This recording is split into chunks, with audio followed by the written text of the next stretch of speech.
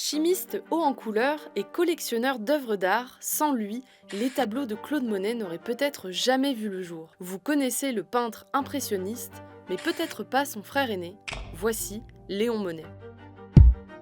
Les deux frères, nés à Paris, grandissent sur la côte normande, au Havre, dès 1845. Léon Monet prend conscience très rapidement du génie créatif et du coup de crayon de son frère Claude. Sa façon de croquer à travers de nombreuses caricatures tous les notables du Havre. Alors que Claude est passionné par le dessin et la peinture, Léon Monet va s'intéresser aux couleurs et à la chimie des couleurs.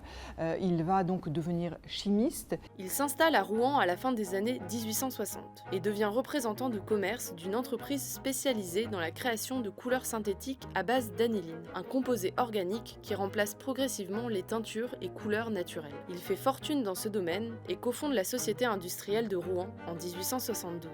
Claude, le peintre, visite l'entreprise de son frère, s'intéresse à son travail et participe même à des dîners avec des amis chimistes de Léon, d'après ses correspondances. On imagine très bien que les deux frères qui ont partagé cette passion pour la couleur a débouché sur des conversations extrêmement intéressantes et sur une influence de Léon Monet sur son frère Claude. C'est d'ailleurs chez son frère que le peintre trouve l'inspiration et réalise certaines de ses œuvres.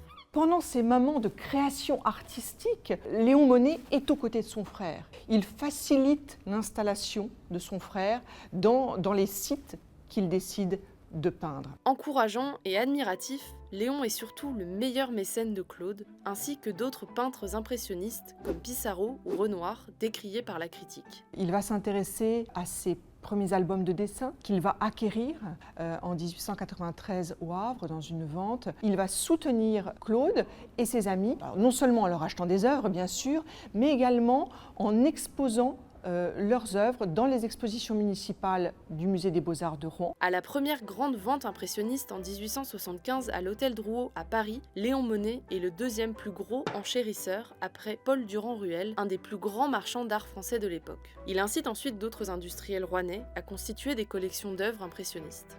Les deux frères partagent une autre passion, les estampes japonaises.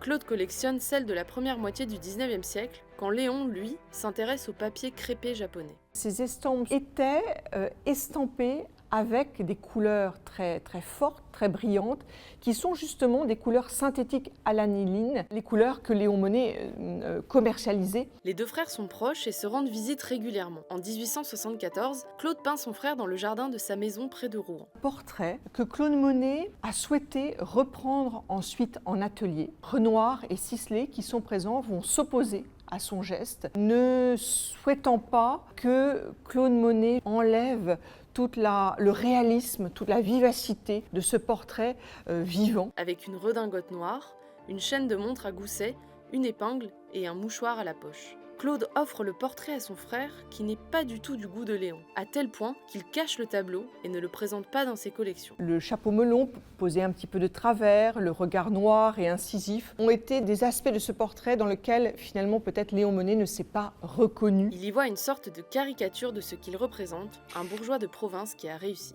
Dans ses correspondances, le peintre parle de son frère comme quelqu'un d'extrêmement enjoué, jovial, mais également un personnage qui pouvait être à la fois maniaque et dur. Ce sont les mots de Claude Monet. Claude et Léon se fâchent à la fin de leur vie, notamment en 1909, lorsque Jean, le fils de Claude, employé par Léon, quitte l'entreprise de son oncle avec qui les relations étaient difficiles.